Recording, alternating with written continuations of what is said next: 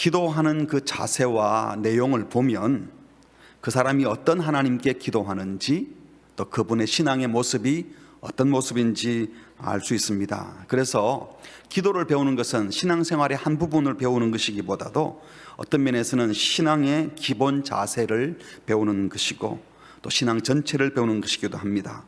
우리 예수님께서는 그래서 기도를 가르치시기 전에 바리새인들처럼 사람들에게 보이려고 기도하지 말고 은밀한 중에 보시는 아버지께 은밀한 중에 기도하라고 하셨고요.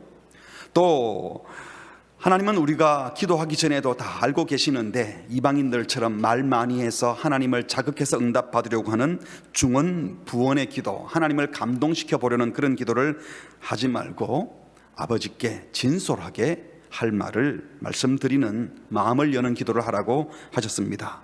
그리고는 이제는 이런 식으로 기도할 것이 아니라 9절에 그러므로 너희는 이제 이렇게 기도해야 된다 하시면서 기도의 모범을 보여주시는데 그 시작이 하늘에 계신 우리 아버지여 이름이 거룩히 여김을 받으시오며, 우리는 이 기도를 암송하면서 마치 주문처럼 외우는 분들도 있습니다. 간혹 영화 같은 데 보면 악귀를 내쫓고 막 겁이 날 때 주님께서 가르친 기도를 막 반복해서 외우는 장면들도 나오지만요, 그렇게 주문처럼 외우라고 주신 기도가 아니라 기도를 가르치시기 위해서 이 기도의 말 한마디 한마디 속에는 주님께서 우리에게 말씀하시고자 하는 깊은 뜻이 담겨 있습니다. 이 기도를 통하여 우리가 기도하는 하나님이 어떤 분인지, 하나님께 기도하는 우리는 어떤 자세로 어떤 내용으로 기도해야 될지를 배우셔서 우리의 신앙이 더 깊어지고 넓어지는 시간이 되기를 바랍니다. 하늘에 계신 우리 아버지여, 이렇게 기도를 시작하는 것이 과연 어떤 의미가 있을까요? 왜 하나님이라고 부르지 않고 아버지라고 부르라고 하셨을까요?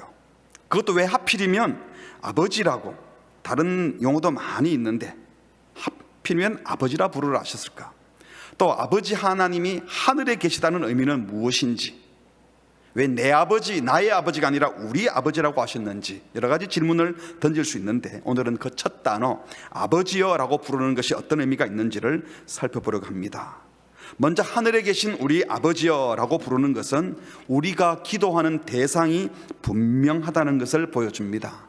우리의 기도는 허공을 향해 드리는 기도가 아니고 우리의 기도를 직접 들으시는 분명한 대상이 계시다는 겁니다. 따라서 우리의 기도는 허공을 향한 외침도 아니지만 자기 자신을 향한 명상의 시간도 아니고 자기 확신을 위해서 스스로에게 최면을 거는 시간도 아닙니다. 자식이 아버지에게, 아들이 아버지에게 실제로 말하듯이 그 아버지에게 감사하고 때로는 회개도 하고 요청하여 응답을 받기도 하고 대화하는 인격적 관계 맺는 시간, 인격적 대화의 자리가 기도의 자리입니다. 그래서 아버지라고 부르며 기도하는 것입니다. 여러분 편안하게 하나님을 아버지라고 부를 수 있기를 바랍니다. 길에 나가서 아무나 보고 하나님 아버지 불러보세요 하면은 하나님을 어떻게 그렇게 부르나 하고 어색해 하실 거예요. 우리는 그렇게 할 수 있지요. 한번 불러볼까요? 하나님 아버지. 그냥 아버지 편안하게 불러지십니까? 예수님께서는 또 이방인들과 같이 중언부언하지 말라고 하면서 그들은 말을 많이 해야 들으실 줄 생각한다고 하셨는데 실제로 당시 이방인들은요 자기들의 신을 부를 때 온갖 미사 여구를 갖다 붙여서 불렀습니다. 그런데 예수님은 이방인들처럼 의미 없는 말 많이 붙이려고 하지 말고 그냥 단순하게 아버지, 조금 붙인 게 하늘에 계신 우리, 요거 외에는 그냥 아버지라고 부르라고 하셨어요. 당시 예수님 당시는 로마 황제를 거의 신격화해서 신처럼 생각하고 그 신에 해당하는 황제가 노하지 않도록 하려고 황제에 대한 칭호를 분명하게 쓰려고 애를 썼다고 합니다. 유세비우스라고는 교회 사가가 쓴 이 콘스탄틴 대제 황제가 등장하기 직전에 기독교 박해가 좀 있었는데 이 갈릴레우스가 기독교 박해를 누그러뜨리려고 공포했던 그 한 칙령을 인용한 기록에 보면요 황제를 이렇게 불렀대요. 20대 호민관의 권위를 가지신 분이여 19대 황제이며 8대 정무관이며 아버지 중에 아버지 총독이신 황제 갈릴레우스 발렐리우스 막시무스 인빅투스 아우구스투스 블라블라블라블라 한 페이지가 나와요. 네. 당시 황제 자신도 자기를 이렇게 이해했고 당연히 사람들이 나를 이렇게 불러줘야 된다라고 기대했다고 합니다. 이 중동에서는 19세기까지도 신이나 높은 사람을 부를 때 최선을 다하여 이런 미사여구를 붙여서 불렀다고 해요. 케네스 베일리라고 하는 학자가 중동의 눈으로 본 예수라는 책에 보면요, 1891년 19세기죠. 한 페르시아 학자가 미국 출신 기독교 선교사이고 신학자인 코넬리우스 반 다이크 박사에게 선물을 보내면서 이런 설명서를 붙였답니다.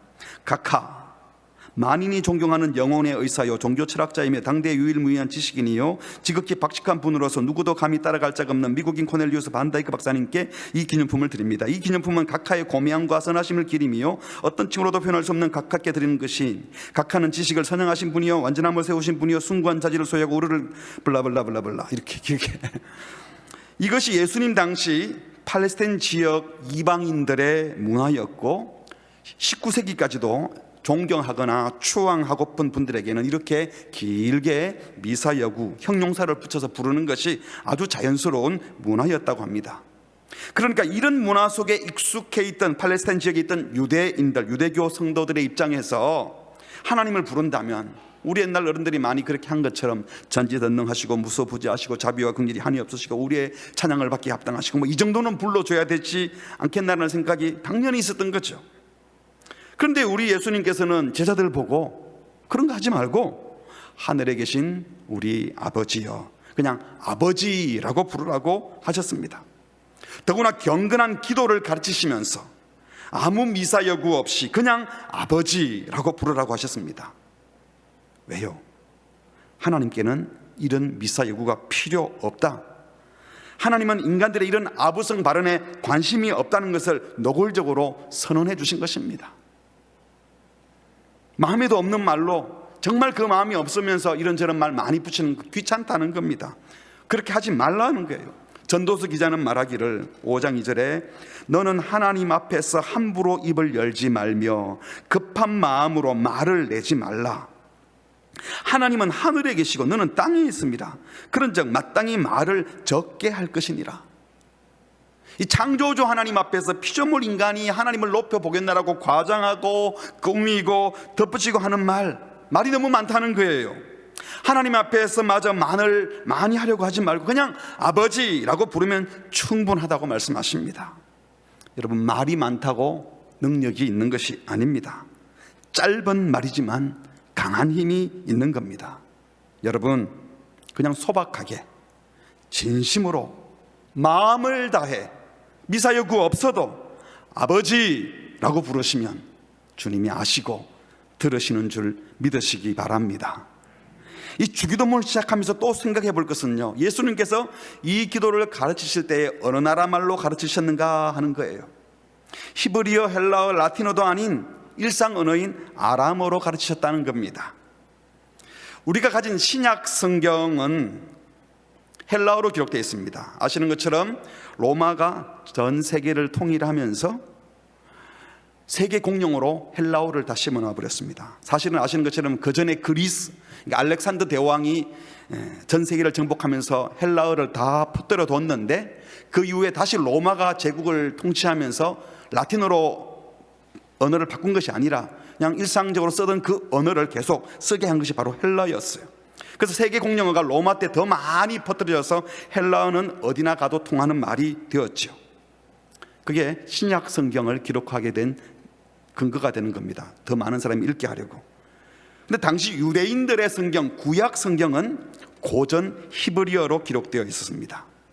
그리고 유대인들이 성경을 읽고 또 회당에 가서 기도할 때는 고전 히브리어를 사용했지만 일상적인 대화에서는 그 팔레스타인 지역에서 통용되는 아람어를, 소위 시장 용어를 사용했습니다. 예수님께서 제자들과 대화하실 때 무슨 말로 했을까요? 고전 히브리어가 아닌 당연히 일상 언어인 아람어를 사용한 거예요. 우리 신약 성경에 달리다쿰 이런 거에 아빠, 이게 다 아람어입니다. 그러니까 기도를 가르치실 때도 당연히 히브리어가 아닌, 물론 헬라어는 아닙니다. 기록할 때만 헬라어를 쓴 것이고 말로 가르치실 때는 아람어로 기도를 가르쳤을 것이라고 대부분의 성경학자가 동의합니다. 헬라어로 된 성경을 보면 주기도의 첫 단어가 파테르, 헬라어로 파테르, 헤몬, 호, 헨토이스, 우라노이스, 하늘에 계신 우리 아버지. 첫 단어는 아버지예요. 근데 제자들에게 직접 말씀하실 때는 쓴 것은 파테르라고 썼지만 실제로는 아빠라는 아람어로 기도를 가르쳤을 거라는 겁니다. 이 아빠가 우리나라 말하고 똑같죠. ABBA. 한국말로 아버지예요. 아람어로 아빠. 예수님께서 그렇게 말씀하셨을 것이라고 확인할 수 있는 근거는 마가복음 14장에 보면요, 이르시되, 여기 보면 아빠 아버지여. 겟세마네 동산에서 기도하실 때 예수님께서 아빠 아버지요, 헬라어 성경 보면 아빠 파테르 이렇게 되어 있습니다. 파테르 앞에, 헬라어 앞에 아람어를 써뒀어요. 예수님이 뭐 헬라어도 말하고 아람어도 말했다는 뜻이 아니라 예수님이 실제로 기도하실 때는 아빠라고 기도하셨다는 것을 확인시켜주는 글귀인 거죠. 바울 서신에서도 보면 로마서 8장 15절에 너희는 다시 무수하는 종의 영을 받지 않고 양자의 영을 받았으므로 우리가 아버지라고 부르짖느니라 하지 않고 앞에다가 뭐를 써붙여놨어요? 아빠. 그러니까 초대교회 교인들이 하나님을 아빠라고 많이 불렀고 그렇게 불러야 될 이유가 있다는 것을 일부러 써둔 겁니다. 갈라디아서 4장에서도 너희가 아들이므로 그 아들의 영을 우리 마음 가운데 보내사 그냥 아버지라 부르게 하셨다 하지 않고 아빠라고 부르게 하셨다, 이걸 강조하려고 아빠 파테르 이렇게 써놓은 겁니다. 초대교회 성도들은 하나님을 부를 때에 히브리 말로 부르지 않고 그냥 쓰던 언어로 아빠라고 편한 언어로 썼다는 겁니다. 그렇게 불러야 하고 그렇게 불렀다는 것을 강조하는 것이죠. 그러니까 하나님을 아무 미사 여구 없이 아버지라고 부르는 것도 굉장히 파격이지만 하나님께 기도할 때에 아람어로 아빠라고 부르게 한 것은 더더욱 파격이었습니다. 왜냐하면 유대인들은 평소에 아람어를 쓰다가도 회당에 들어가서 성경을 읽거나 예배할 때 용어는 다 고전 히브리어였어요. 그게 일상이었습니다. 거룩한 언어로 생각했습니다, 히브리어를. 그게 너무나 익숙했는데 그런 유대인들에게 예수님께서 아빠라고 부르래요. 지금도 팔레스타인 지역의 이슬람 교도들은 예배할 때는 자기들의 일상 언어를 쓰지 않고 7세기 아라비아에서 사용하던 고전 아랍어로 기도하고 예배 때 그 언어로 예배를 드린다고 해요. 예배용 언어가 따로 있는 것이죠. 그러니까 이런 문화권에 살고 있던 제자들에게 예수님께서 기도를 가르치시면서 당연히 예수님이 기도를 가르치면 이제 거룩한 언어로 가르칠 줄 알았는데 그게 아니라 히브리어가 아닌 일상 언어인 시장 언어로 아빠라고 부르라고 하신 것은 엄청난 파격이었습니다. 아람어로 아빠는 우리 가정에서 흔히 아버지를 부르는 호칭 것 같습니다. 제 또래 이상들은 집에서도 아버지를 아빠라고 한 번도 불러본 적이 없어요. 그냥 아버지였어요. 젊은 사람들은 아빠라고 부르죠. 그래서 우리 보고 지금 이게 어른들 보고 하나님 아빠 부르라면 이게 좀 낯간지러워요. 우리 아버지도 아빠로 부른 적이 없기 때문에. 그러니까 젊은 아이들은 하나님을 그냥 아빠로 부르면 자연스러울지도 모르겠어요. 유대인들 입장에서는 하나님을 아람어로 아빠라고 부르라 그러면 이건 너무너무 힘든 일이었습니다. 가히 혁명적인 일이었습니다. 어색할 정도가 아니라. 그런데 예수님께서는 기도를 가르치시면서 하나님을 일상 언어인 아람어로 아빠라고 부르라 하심으로 하나님께 기도할 때 사용할 신성한 언어가 따로 없다는 것을 말씀해 주셨어요. 이게 굉장히 중요하죠. 여러분, 신성한 언어가 따로 없다는 것은요, 신성한 문화도 따로 없는 거예요. 언어는 다 문화예요.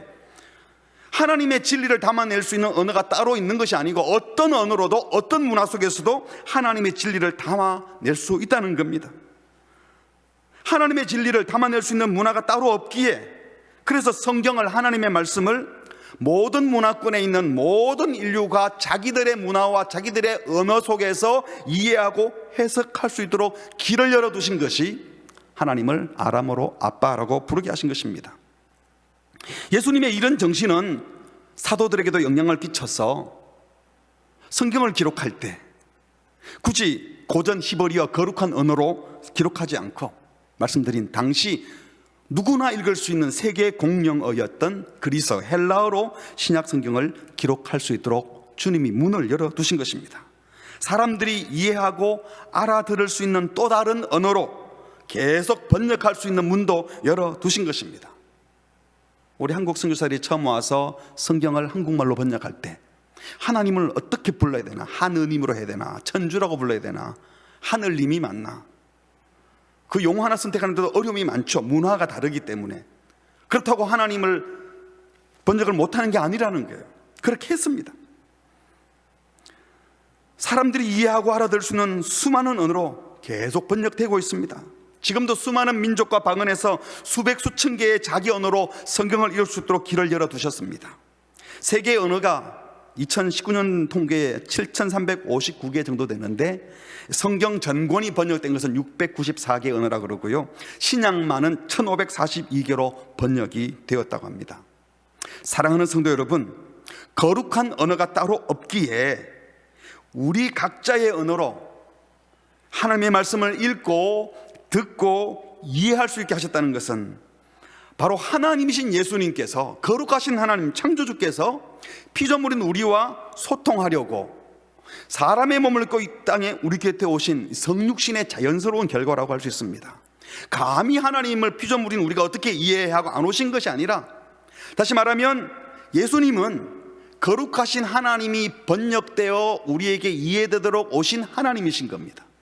요한복음 1장 14절에 말씀이 육신이 되어 우리 가운데 거하셨다. 말씀이신 하나님이 인간으로 번역되어서, 그래서 우리가 이해하는 거예요. 육신으로 오신 예수님을 보고 하나님을 읽어내는 겁니다. 그래서 우리는 감히 예수님을 통해, 육신으로 오신 예수님을 통해 하나님을 보고 알 수 있게 된 것입니다. 하나님이신 예수님께서 하늘 보좌 버리고 스스로 사람들과 같이 되셨고, 빌립보서 2장 말씀처럼 사야람의 모양으로 번역되어 오셨다면 왜 그렇게 오셨겠습니까? 그 주님은 우리와 소통하고 싶어 하시고 우리가 가진 일상 언어로 친밀하게 대화하고 싶어 오시는 분이지, 너희들하고는 그거는 차원이 다르니까 아무 말이나 하지 마라, 나랑 소통할 때는 다른 언어가 필요하다, 그렇게 말씀하는 분이 아니라는 것입니다.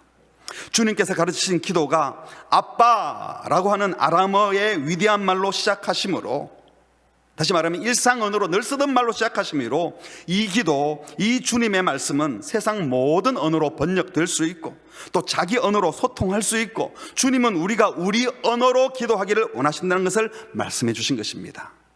그러므로 하나님을 아버지라고 부르는 성도라면 기도하실 때에 더 친밀하게 늘 쓰시던 말로 편안하게 기도해 보십시오. 주님은 저와 여러분과 사귀고 싶어 하십니다. 고상한 언어 안 쓰셔도 됩니다. 우리와 편안하게 우리가 쓰던 말로. 이 말은 무례해도 된다는 것이 아니에요. 예의는 갖춰야 되겠지만 여러분, 이런저런 무게 잡지 마시고 미사여구 억지로 붙이려고 하지 마시고 내 언어로, 내가 쓰던 용어로 주님과 늘 소통하는, 주님과 대화하는, 기도하는 자들이 되시기를 주님의 이름으로 축복합니다. 그런데 여기서 우리는 왜 예수님께서 하나님을 부를 때에 다른 이름이 아닌 아빠 또는 아버지라고 부르게 하셨을까요? 자애로운 어머니시여, 이렇게 해도 될 것 같은데 여성들을 무시하는 걸까요? 신중의 신이시여, 전능한 신이시여, 자비로운 신이시여, 뭐 이렇게 할 수 있을 텐데 왜 아버지여 라고 부르라고 하셨을까요? 우리 인간들이 육신의 아버지에 대해 가지고 있는 그 이미지 있죠. 그 육신의 아버지 상을 가지고 하나님 아버지를 그려보라, 떠올려보라는 것일까요? 아닙니다, 여러분. 어떤 젊은 목사님이 하나님 아버지의 사랑을 소개하면서 하나님은 우리의 아버지이십니다, 맞는 말이죠. 아버지의 인자한 모습, 여러분, 아버지의 헌신, 아버지의 사랑을 한번 깊이 생각해 보십시오. 바로 그분이 우리 하나님이십니다. 그렇게 했더니 예배를 마치고 몇몇이 찾아와서, 목사님, 만일 하나님이 우리 아버지 같다면 저는 안 믿을래요 라고 화를 냈다고 합니다. 아마 이 젊은 목사님은 모든 육신의 아버지는 다 좋은 분인 것처럼 착각을 했던 것 같습니다. 하나님을 아버지라 부르는 것도 그런 자기 육신의 아버지 가운데 좋은 점 있는 정도라고 생각한 것 같아요. 꽤 시간이 지났지만 제자 훈련을 저와 함께 했던 어느 여성도님 중에요, 저보고 훈련 마치고 물어봐요. 울면서 와서, 목사님, 왜 하나님을 꼭 아버지라고 불러야 되죠? 꼭 아버지라고만 불러야 됩니까? 자기는 지금 결혼하고 초등학생 된 아들이 둘이나 있는데도 지금도 아버지랑 통화하면 너무 힘이 들고, 아버지만 생각하면 매 맞고 무시당하고 지금도 강압적으로 하는 그 아버지 때문에 너무너무 힘들대요, 지금도. 그래서 그런 게 너무 힘들어서 그 구박을 피해서 결혼을 빨리 한 것도 그냥 그 친정 떠나고 싶어서 왔는데, 그래서 신앙을 가졌는데 교회 왔더니 하나님을 아버지라 부르니까 이 육신의 아버지와 이 오버랩이 돼서 너무 힘들다는 겁니다. 이 성도님 외에도요, 우리 중에는 아버지에 대한 나쁜 기억 때문에 하나님을 아버지라 부르는 것 자체가 힘든 분도 계실 수 있고요, 어떤 분들은 하나님을 아버지라 부르니까 육신의 아버지에 대한 부정적인 기억 때문에 하나님을 아버지라 부르면서 오해하는 분도 있을 거예요. 마치 하나님 아버지가 우리 육신의 아버지 같은 줄 알고. 실제로 우리 육신의 아버지들 중에는 약속 어기는 분 있고요, 언어 폭력은 물론 실제로 폭력을 행사하는 아버지도 있고, 고집불통인 아버지, 무책임한 아버지, 무능한 아버지, 무식한 아버지, 말이 안 통하는 아버지 분명히 계실 수 있습니다. 저는 철이 들고 나서부터, 청소년기부터 사람들이 가장 존경하는 분이 누구냐라고 물으면 저는 늘 저희 아버지입니다 이렇게 대답을 했어요. 정말 그렇게 생각을 했어요. 이미 10년 전에 작고하셨지만 지금도 저희 부친께 드리는 존경은 변함이 없습니다. 참 감사한 일이죠. 그런데 신학교에 가서 사람들이 제일 존경하는 분이 누구냐 그러면 저는 늘 아버지라고 그랬어요. 근데 제 주변에 몇몇 목사 아들인 신학생들이 야, 아버지가 목사고 아버지 목사를 늘 보면서도 진짜 그렇게 존경되냐? 아주 의아하듯이 묻는 사람이 꽤 있었습니다. 그때 제가 비로소 아버지가 목사라도 다 존경받는 아버지가 아닐 수도 있구나 하는 생각을 처음 했습니다. 여러분, 성경이 하나님을 아버지라고 부르게 하신 것은요, 내가 경험한 육신의 아버지 가운데 좋은 점 그 정도 아닙니다. 훨씬 넘어서는 겁니다. 육신의 아버지는 이렇게 허점이 많은데 그 육신의 아버지를 모델로 하나님을 묘사한 것 절대로 아니라는 것입니다. 하나님을 아버지라 부르는 기독교회를 향해서 이슬람이 이렇게 비판을 한다고 그래요. 어떻게 하나님을 아버지라고 부르느냐? 인간 모델을 하나님께 적용시키는 것. 하나님을 형용사로는 부를 수 있지만 언유법을 통해서 피조물에 있는 것 어느 하나를 언유로 부르는 것은 이거 잘못된 거라고 경고했다고 해요. 그러니까 이런 거죠. 자비로우신 하나님, 긍휼이 많으시고 전지하고 전능하신 하나님, 이건 가능하지만 하나님을 인간 모델을 사용해서 내 아버지, 우리 아버지라고 부르는 것은 이 가당찮은 일이다라는 거죠. 그러나 사실 성경이 하나님을 아빠, 아버지라고 묘사할 때는 이슬람이 경고하는 것처럼 육신의 아버지에 대한 체험을 근거로 하나님을 그렇게 이미지화하여 부르는 것은 절대로 아니라는 것입니다.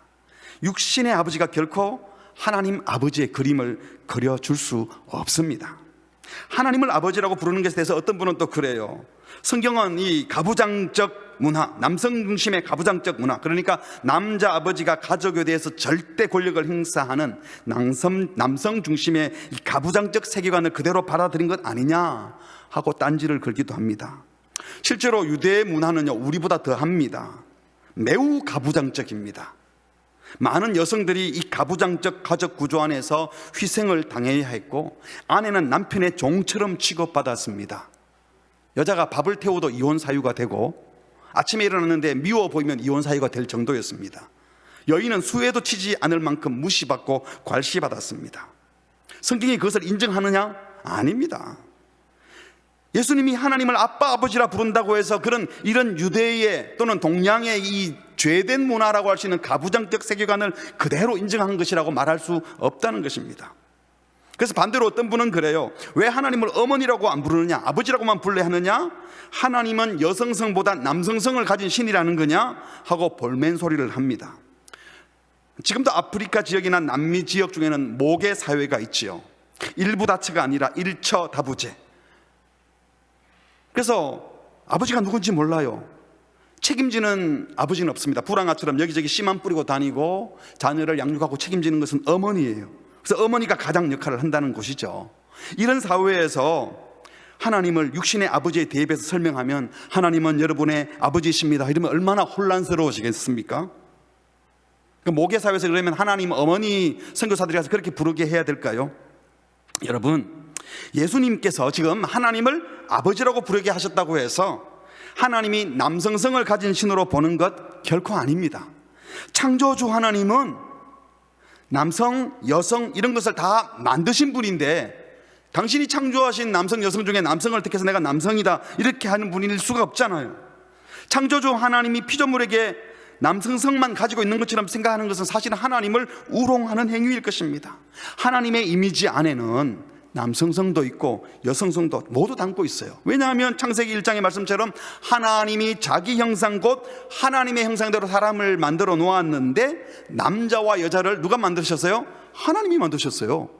그러니까 하나님께서 자기가 만든 그 모습 속에 다 나타나는 것이지, 그 중에 어느 하나를 택해서 자기를 보이는 분이 아니라는 것입니다. 우리 모두가 하나님의 형상대로 지음받았고 남성도 여성도 다 하나님의 형상대로 지음받았으니 오히려 하나님께는 이런 표현이 다 있는 거예요. 실제로 요한일서 3장 9절에 보면 하나님께로부터 난 자마다, 이 게노메네스, 이건 난 자는 태어난 걸 말해요. 하나님께서 난 자마다 죄를 짓지 아니하며, 이런 표현이 있고요. 신명기 32장 18절에도 보면 너를 낳은 반석을, 출산한 반석을, 하나님이 남성이라면 어떻게 출산을 해요? 너를 내신 하나님을, 다 출산과 관계되는 단어입니다. 그러면 이거 여성성으로 표현했으니까 따져야 되겠네요. 왜 하나님을 여성으로 표현했냐고, 여성 편향 아니냐고. 성경에서 남자들께 강건하여라, 이게 다 남자가 되라는 겁니까? 또는 그리스도의 신부로 묘사해, 난 남자인데 내가 왜 신부야? 그거 아니지 않습니까? 마찬가지로 성경이 하나님을 아버지라고 부른다고 해서 결코 인간 문화에 있는 그 남성 중심의 억압적인 가부장적 문화를 지지하는 것이라고 절대로 생각해서는 안 된다는 겁니다. 인간의 언어를 사용해서 하나님을 아버지라고 표현했지만 하나님의 아버지는 육신의 아버지와는 전혀 다릅니다. 그런 아버지가 아니라는 거예요. 우리가 하나님을 아버지라고 부르는 것은 육신의 아버지를 염두에 두고 아버지를 생각하는 뜻이 결코 아닙니다. 육신의 아버지와 비교하여 생각해 보면 하나님 아버지는 전혀 다르다는 거예요. 여러분이 생각하는 아버지에 대한 좋은 이미지보다 훨씬 초월하신 분이 하나님이시고, 여러분이 부정적인 생각을 갖고 있는 그런 하나님의 아버지의 상이, 인간 아버지의 상이 하나님께는 전혀 없다는 겁니다. 우리가 어릴 때 아빠는 모르는 게 없고 뭐든지 다 할 수 있고, 아기 때는 그렇잖아요. 능력 가장 힘센 분이 우리 아빠 같죠. 근데 조금 시간 지나 보면 아버지도 모르는 게 많고, 초등학교 졸업반만 돼도 아버지가 좀 무식해 보이고 돈도 없어 보이고 연약해 보이는 인간으로 알게 됩니다.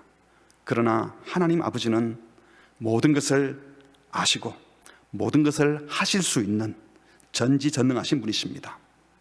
육신의 아버지가 자식을 사랑하지만 능력이 모자라서 못하는 일이 많습니다. 돈도 부족하고 시간도 부족하고 건강도 모자라고, 그래서 아이들이 원하는 거 다 못 해줍니다. 때로는 감정 조절이 잘 안 돼요. 마음은 있는데 너무 피곤하면 짜증부터 나기도 합니다. 사랑하지만 힘에 부치는 거죠. 그러나 우리 아버지는 힘에 부치지 않습니다. 다 아시고 다 가지고 계시고 다 하실 수 있는 분이 우리 아버지인 줄 믿으시기 바랍니다. 육신의 아버지는 처음에는 대단한 분으로 보이지만 시간이 지나면 나중에는 나약한 노인으로 변화됩니다. 나중에는 자녀가 부모를 이해해 줘야 됩니다. 어릴 때는 부모가 자녀를 이해해 주지만 자식의 눈이 변하는 것도 사실이지만요, 육신의 아버지는 연약한 인간이기 때문에 그럴 수밖에 없어요. 아버지가 사랑도 있고 능력도 있다고 해도 육신의 아버지는 마음이 바뀌기도 하고 진실이 결여될 수도 있고, 그래서 말이 바뀝니다. 하지만 하나님 아버지는 결코 변치 않으시는 분이십니다. 능력에 있었어도, 사랑에 있었어도, 진실함에 있었어도 항상 어제나 오늘이나 영원토록 동일하신 신실하신 하나님이신 것을 믿으시기 바랍니다. 또한 세 번째로, 육신의 아버지는 몸도 건강하고 인격도 훌륭하고 실력도 있고 가진 것 많고 성실하고 아무리 진실하다고 해도 육신의 아버지에게는 끝이 있어요. 죽음 앞에서는 어쩔 수 없는 겁니다. 불멸의 존재가 아니잖아요. 보통은 아버지가 자식을 두고 먼저 세상을 떠납니다. 아버지가 자식을 영원히 지켜주지 못해요. 나중에는 우리가 아버지를 돌봐드려야 합니다. 영원히 우리를 돕고 사랑 베푸시는 아버지가 될 수가 없습니다. 정신적으로 머리에 남아 있을 수는 있어도 영원히 우리 아버지로 우리와 함께 아버지 노릇을 하실 수는 없다는 거예요. 그러나 하나님 아버지는 그런 아버지가 아닙니다. 끝까지 영원히 함께 하시고 죽을 때까지 함께 하실 뿐만 아니라 죽은 이후 천국에서도 영원히 함께 하시는 분이 바로 우리 아버지이십니다. 예수님께서 하나님을 아버지로 표현하실 때 어떤 배경에서, 그러면 어떤 아버지를 생각하고 말씀하셨는지는 다음 주에 더 자세하게 구약 성경과 예수님의 말씀을 통해서 살펴보려고 합니다.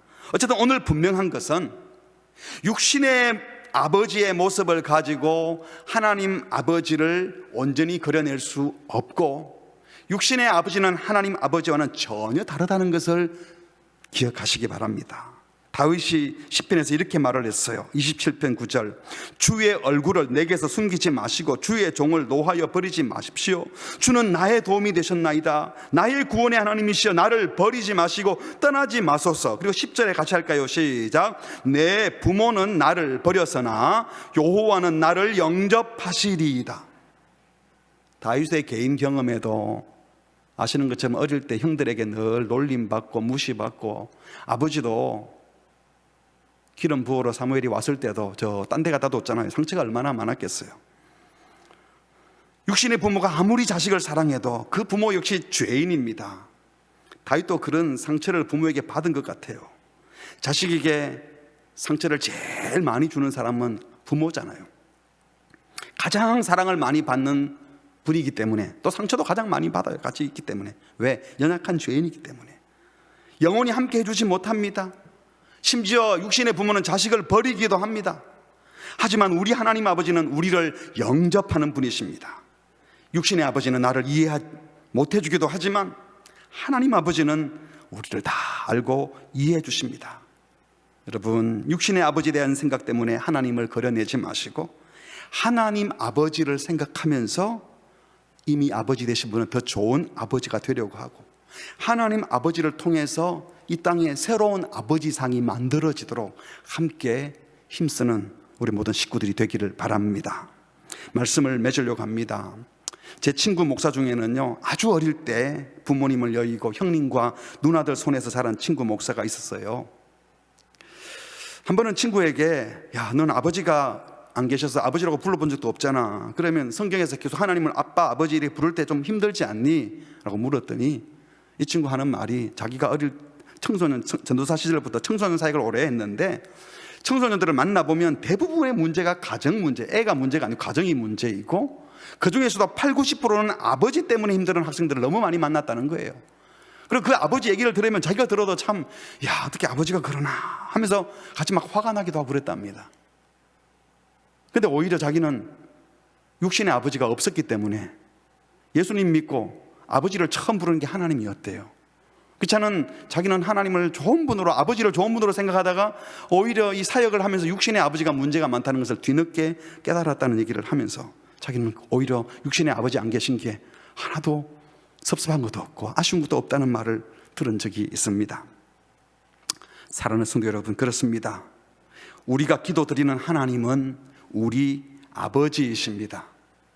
세상의 아버지들처럼 막 칭찬하고 격려하고 세워주고 아부 들면 좋아하는 그런 분이 아니기 때문에 여러분, 그냥 아버지라고 부르시고, 그 아버지는 우리를 만나고 싶어 하신다는 사실을 아시고 그냥 늘 사용하던 말로 좀 심플하게 이것저것 꾸미지 마시고 외식 떨지 마시고 아버지, 아버지, 아버지라고 부르고 나아가면 언제나 들으시고 응답하시는 줄 알고 나아가시기를 바랍니다. 혹시 육신의 아버지께 받은 상처나 안 좋은 기억 때문에 하나님 아버지에 대한 그림을 이상하게 그렸던 분이 계시다면, 우리 하나님은 오늘 말씀드린 것처럼 남성 중심의 가부장적 문화에 있는 아버지 절대로 아닙니다. 특히 한국은 이 유교적인 문화 속에서 아버지에 대한 그림을 그려놓고 하나님을 생각하다가 오해하는 신앙의 모습이 얼마나 많은지 몰라요. 남성성만 고집하는 편안한 아버지 아닙니다.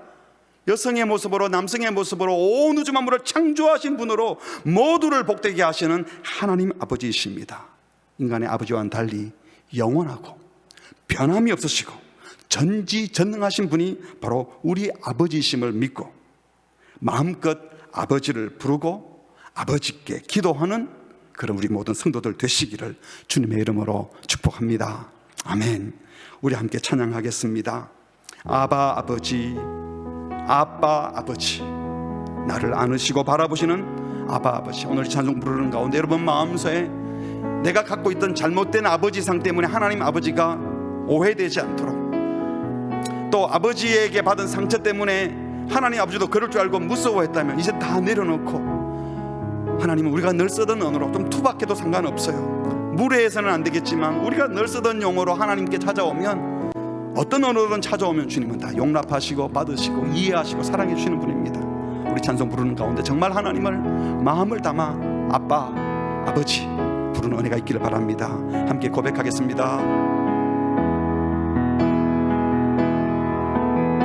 아바 아버지, 아바 아버지, 나를 안으시고 바라보시는 아바 아버지, 아바 아버지, 아바 아버지, 나를 도우시고 힘주시는 아버지. 다시 한번 아바 아버지, 아바 아버지, 아바 아버지, 나를 안으시고 바라보시는 아바 아버지, 아바 아버지, 아바 아버지, 나를 도우시고 힘주시는 아버지. 주는 내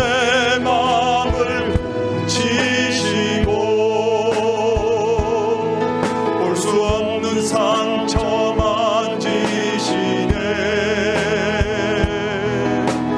나를 아시고 나를 이해하시네.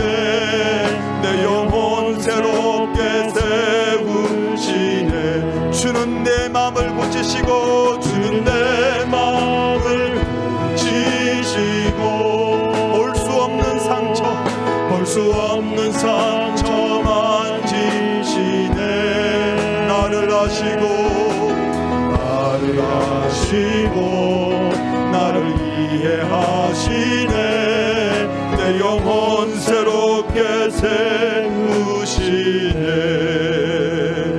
우리 같이 기도하겠습니다. 우리가 하나님을 아버지라고 참 많이 불러왔지만 우리도 모르게 우리의 죄된 문화 속에서 오해되고 왜곡된 그 아버지상을 가지고 성경이 어떻게 말하는지 살펴볼 생각도 하지 않고 하나님 아버지를 오해하고 또 육신의 아버지에게 받은 상처 때문에 하나님을 또 그런 분으로 생각했다면 이 시간 먼저 하나님 죄송합니다. 아버지, 제가 잘못 알았습니다. 용서를 구하십시오.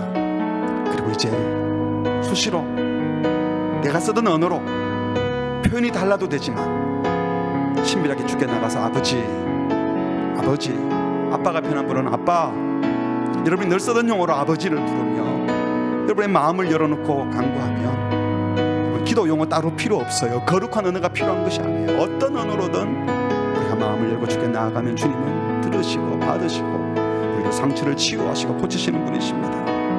우리 아버지처럼 한계가 있는 분이 아니고 변하는 분이 아니고 힘이 모자라는 분이 아니라 다 하시고 다 하실 수 있고 변하지 않으시고 영원하신 분이 우리 아버지신데 하나님 매일매일 매순간 아버지를 찾겠습니다. 용서를 구하고 더 친밀히 나아가겠다고 고백하고 여러분의 입술을 열어 아버지를 부르며 함께 기도하겠습니다. 하나님 아버지, 하나님 아버지, 아버지를 부르게 하시니 감사합니다. 아버지를 부르면서 마음이 무거워져 붙잡고 있으면 용서하여 주시고 다시 회복되는 은혜를 허락하여 주시옵소서. 깊이 사랑하는 주님의 은혜를 더 주시옵소서. 하나님 편협한 아버지, 영광스러운 만물을 창조하시고 하나님 아버지, 아버지 주님 때문에 감사하며 기뻐합니다. 아빠 아버지를 부르는 우리 아버지 하나님의 마음을 부르시옵소서. 주님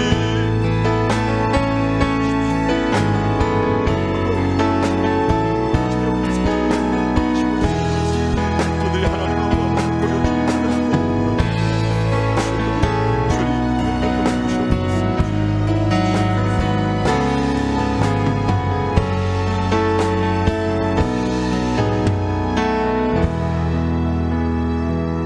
하나님 아버지, 미천한 피조물 죄인인 우리들에게 예수님 때문에 하나님을 아빠라고 아버지라고 부르게 해주셔서 고맙습니다.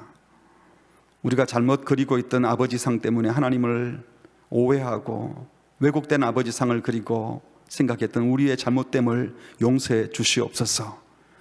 하나님, 지금도 여전히 하나님의 아버지를 잘 몰라 육신의 아버지들이 아버지 역할을 제대로 하지 못하고 왜곡된 아버지 모습으로 자녀들을 힘들게 하거나 가정을 어렵게 하는 자들이 있다면, 우리가 믿는 아버지 하나님을 잘 믿고 잘 알고 먼저 하나님을 신뢰하는 우리 성도들이 좋은 아버지상을 이제 보여주고 이 땅에 참된 아버지가 더 많아지게 하여 주시옵소서.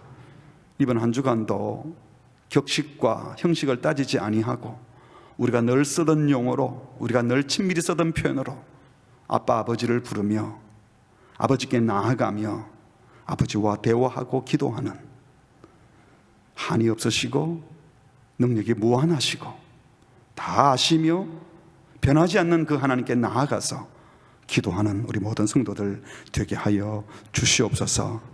예수님의 이름으로 기도합니다. 아멘.